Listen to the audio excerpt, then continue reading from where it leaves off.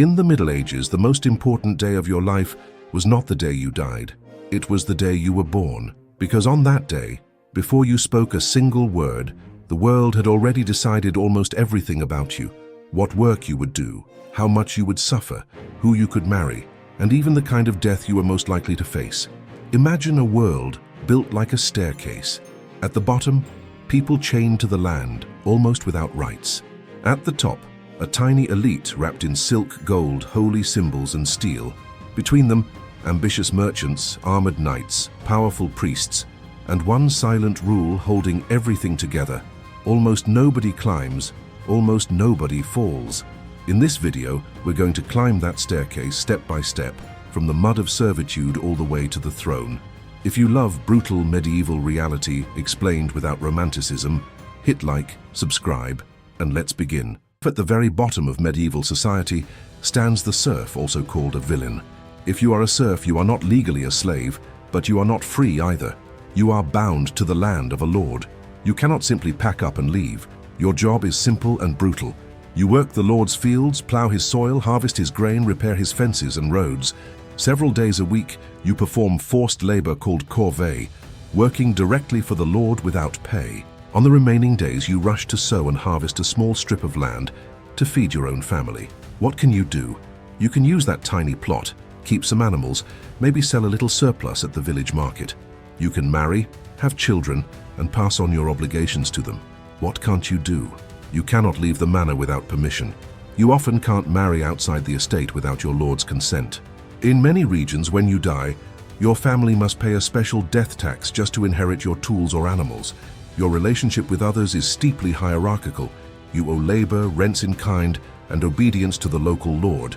You fear his steward and his court more than any distant king. Free peasants look down on you, and nobles barely consider you human. Here is the disturbing detail. In many legal documents, you appear not as a person, but almost as an attachment of the land itself. When an estate is sold, the fields, the woods, the mill, and the serfs all change hands together as a package. For millions of medieval people, this was their entire world, from birth to death. Now take a small step up from the bottom. You are still a peasant, still working the soil, still living with calloused hands and aching bones, but you are free. As a free peasant or freeman, you usually hold land by contract or rent, not by pure servile obligation. Instead of paying with forced labor, you pay with money, grain, or a share of your harvest. You still owe the lord rents and local taxes, but the relationship is more contractual, less like chains. What can you do? You can often move to another lord's land once your agreement ends. You can lease, buy, or sell small plots of land, especially in regions with active local markets. You might attend village assemblies, help decide how common fields are used, and even take part in local courts as a juror. What can't you do? You cannot escape taxes, tithes to the church, or the lord's jurisdiction. You are still punished more harshly than a noble for the same crime. You cannot realistically aspire to noble status. That world is closed to you. Your relationships are complex. You look down on serfs because you are not bound to the land like they are. At the same time, you are constantly squeezed from above. Lords want more rent, kings want more taxes, and bad harvests can ruin you. In some regions of Central and Northern Europe, communities of free peasants gain surprising autonomy. They negotiate collectively with lords, defend their rights in charters, and even resist new attempts to turn them into serfs. But even at their strongest, they remain those who work in a world built to serve those who fight and those who pray. Now leave the fields and walk through the city gates. The air smells different here. Smoke, leather, wine, and money. You have just entered the world of the medieval merchant, the burgher. Merchants do not live by the plow, but by movement. You buy wool from distant villages, send it to weavers, sell cloth in another town. You deal in grain, salt, wine, iron, spices, whatever you can move at a profit. While peasants measure wealth in acres, you measure it in coins and contracts. What can you do? You can grow rich in ways that terrify traditional nobles. You can lend money to lords and even to kings, becoming essential to their wars and courts. In many towns, you and other burghers form councils, elect officials, and govern the city behind stone walls. What can't you do? At least at first, you are barred from noble privileges tied to land and lineage. You may be insulted as new money, accused of greed, or attacked as a social threat. In some places, you cannot own noble estates or claim noble titles without special permission. Your relationships are tense and fascinating. Lords need your credit and your taxes, but resent your independence. Kings often support towns because they provide cash that bypasses the nobility. Meanwhile, you compete with artisans and guildsmen, arguing over who controls trade inside the walls. Over time, in city after city, a kind of urban aristocracy emerges. A few powerful merchant families dominate councils and guilds, marry among themselves, and keep newcomers out of power. They are not quite nobles, not quite commoners, a new force that will slowly help to crack the old feudal order. Stay inside the city, but step off the main market square and into a narrow street full of noise. Hammers ring on anvils. The smell of hot iron and fresh leather fills the air. Here lives the artisan, the master craftsman of the Middle Ages. You might be a blacksmith shoeing horses and forging tools, an armorer making mail and plate, a weaver, a mason, a carpenter. Your skill takes years to learn. You began as an apprentice, sleeping in your master's house, working long days for food and training. Later, you became a journeyman, traveling from town to town, mastering your craft. If you are lucky, you are now a guild master, with your own workshop and apprentices under your roof. What can you do? You can join a guild, a powerful brotherhood of craftsmen. The guild sets prices, controls who can practice the trade, and guards the secrets of the craft. You can take part in guild meetings, carry its banner in processions, even influence city politics if your guild is strong. What can't you do? You cannot simply open a shop without guild approval. You cannot ignore its rules on quality, prices, and training. Breaking those rules can mean fines, confiscation of goods, or being pushed out of the trade. Your relationships form a dense web. You depend on merchants to sell your products to faraway markets, but you also fear being exploited by them. You stand above day laborers and apprentices, but below wealthy burghers and nobles. Studies of medieval London and other cities show how guilds, kinship, and long-term partnerships create a complex trust network that keeps trade and production stable. You are not rich like a great merchant, and certainly not powerful like a lord, but the city cannot function without your hands and your skill. Now step into the village church, or the small parish tucked between city houses. Here we meet the parish priest, the local face of the church. If you are this priest, you occupy a strange position. You might come from a modest background, sometimes even from the same peasant world you now preach to. But you can read and write Latin, understand the rituals of the church, and stand at the altar as mediator between God and the community. What do? You baptize children, bless marriages, hear confessions, bury the dead. You celebrate Mass, interpret the Bible, and remind people of sin, salvation, and the afterlife. You record vital events, births, deaths, marriages, creating the memory of the village. What can you do? You can influence local decisions by advising families, lords, and councils. Your literacy makes you useful as a scribe or notary. Sometimes you manage small lands or incomes attached to the parish. What can't you do? In the Latin West, you are officially forbidden to marry or pass your post to children, although in practice behavior varies by place and time. You cannot act entirely on your own. You answer to higher church authorities, such as the bishop or abbot. Your relationships run in two directions. Downwards, you are the shepherd of your flock, guiding peasants and townsfolk. Upwards, you are a small cog in a huge institution that stretches across all of Latin Christendom. Bioarchaeological and social studies show that, despite celibacy rules, clerical households and kin networks could be surprisingly complex, with nephews, cousins, and protected relatives living under church roofs. You are not a great lord, but you control something just as powerful: the fear of damnation and the hope of salvation. Now mount a warhorse and feel your weight in steel. You have entered the world of the knight. From childhood, your life was shaped for combat. As a page, you learned manners, riding, and basic arms. As a squire, you trained with weapons, cared for your lord's horse and armor, and followed him into battle. Finally, in a solemn ceremony, you were dubbed a knight, a warrior sworn to fight. What do? You fight in your lord's wars, ride in his retinue, protect his lands. You command men-at-arms, enforce order, and sometimes act as a local judge or officer. In return, you hold land, a fief that supports your equipment, your household, and your retainers. What can you do? You can wear sword and spurs as symbols of your rank. You can attend tournaments that are part sport, part real training. and sometimes a path to fame and ransom money. You can join crusades that promise both spiritual reward and material gain. What can't you do? You cannot ignore the call to arms without risking your honor, your land, and your place among your peers. You are expected to live according to knightly ideals, courage, loyalty, and defense of the church. At least in theory, your relationships are layered. You stand above peasants who owe you work, rent, and submission, but you also depend on greater lords for protection and patronage. Financially, many knights are poor nobles, rich in honor, but constantly struggling to pay for horses, armor, and war.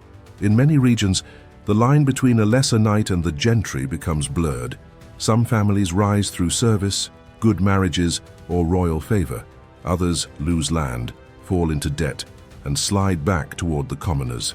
You are both the sword of the system and one of its prisoners. Now climb higher into the world of landed power. Here stands the baron, the mid-level lord who dominates whole regions. If you are a baron, you control multiple villages and manors. You draw rents from peasants, claim labor services, and hold the right to judge many disputes on your land. You command fortified houses or castles, and your banner brings knights and men-at-arms to war. What do? You manage a network of stewards, bailiffs, and officers who collect dues and enforce your rights. You host courts where tenants settle conflicts and where fines flow into your coffers. You attend the king's assemblies when summoned, offering counsel and reminding him that his power depends on lords like you. What can you do? You can grant small fiefs to your own vassals, creating a pyramid beneath you. You can arrange marriages to bind neighboring families and secure alliances. You can reshape villages, clear forests, and found new settlements if you see profit in it. What can't you do? Formally, you cannot deny that the king is your lord, or wage private war against him without risking everything. In practice, many barons test that limit and sometimes lose their lands or their heads. Your relationships form a dangerous web. Below you, peasants and lesser knights depend on your justice and fear your anger. Above you, dukes, princes, and the king may see you as both ally and rival. Legal sources from Central Europe show how barons and regional nobles constantly compete for status at court, positions in royal councils, and control of key offices. You are powerful, but your power always sits on fault lines of loyalty, ambition, and fear. Now step out of the castle and into the cathedral cloister or the great monastery. Here, spiritual and worldly power meet in the figure of the bishop or the abbot. If you are a bishop, you oversee a diocese, dozens or hundreds of parishes under your authority.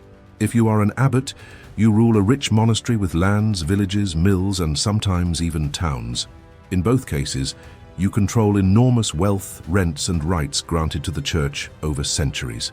What do? You appoint parish priests, enforce church discipline, and preside over ecclesiastical courts. You negotiate with kings and nobles over taxes, privileges, and the protection of church property. You may sit in assemblies of estates or parliaments as a lord spiritual, equal in rank to secular magnates. What can you do?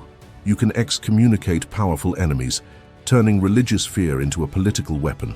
You can support or oppose royal policies, sometimes tipping the balance in civil conflicts. What can't you do? In theory, you cannot pass church lands as a private inheritance to your family. You must answer both to your king or prince and to the pope or higher church authorities. You cannot fully escape the tug-of-war between throne and altar. Your relationships are double-edged. Nobles often seek to place their relatives in bishoprics and abbeys, turning church offices into family power bases. Kings and popes clash over who has the right to invest bishops with ring and staff, a conflict so intense it becomes known as the investiture controversy. You wear a mitre instead of a crown and carry a crozier instead of a sword. But in many places, your signature on a charter can change destinies just as much as a king's. We are almost at the top. Here we find dukes and princes, rulers of great territories, sometimes as powerful as small kings.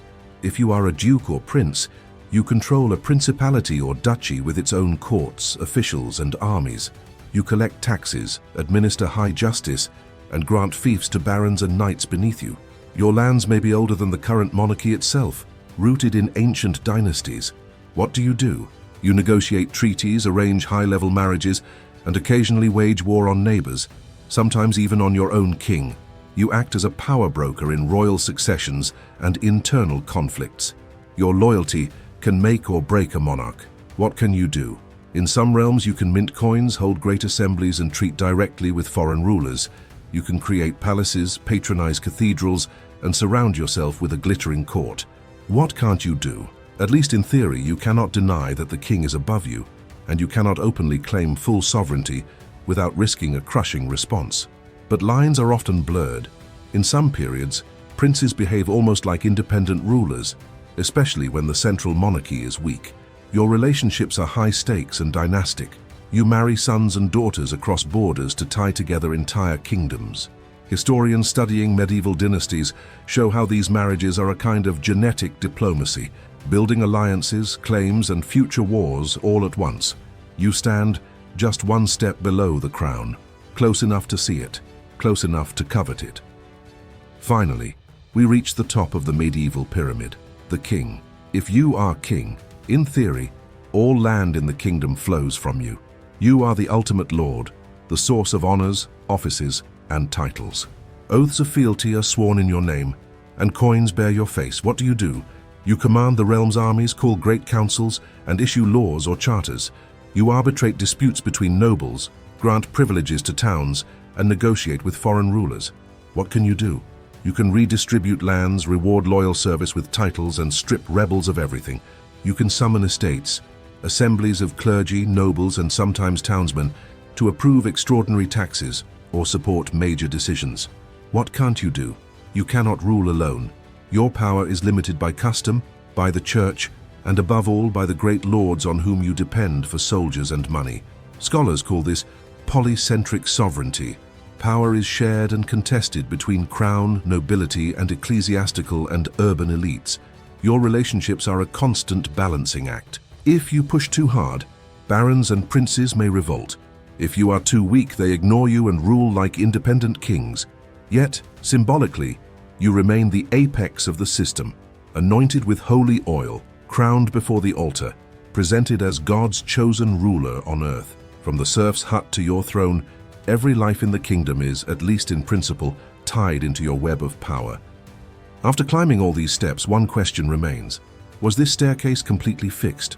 Or could people actually move? The honest answer: there was mobility in medieval and early modern society, but it was rare, difficult, and usually the exception, not the rule. The system was designed to reproduce itself, not to offer social promotion. From the bottom, some serfs did become free. A lord could grant manumission in exchange for money. A runaway who lived undisturbed in certain towns for a set number of years might be recognized as free under local customs, summed up in the famous idea that city air makes you free. Crises like the Black Death, which killed huge numbers of people, sometimes forced lords to offer better terms just to attract tenants, helping some peasants improve their status. Free peasants could drift into towns and become artisans or small merchants. Over generations, successful urban families might accumulate enough wealth and connections to join the urban elite. Occasionally, individuals broke through spectacularly. In England, the merchant Richard Dick Whittington rose from the world of trade to become Lord Mayor of London in the early 15th century, proof that money, civic influence, and royal favor could lift a man far above his birth. In Italy and across Europe, banking and merchant dynasties such as the Medici or the Fuggers used immense financial power to buy land, titles, and marriages, effectively turning mercantile wealth into noble status. These stories are famous precisely because they were so unusual. Within the nobility itself, families rose and fell. A knight could be rewarded with more land and higher rank for loyal service in war. A minor noble might marry into a princely house and see his descendants climb to the top. On the other hand, debts, bad alliances, or defeat in civil war could drag a once great lineage down into obscurity.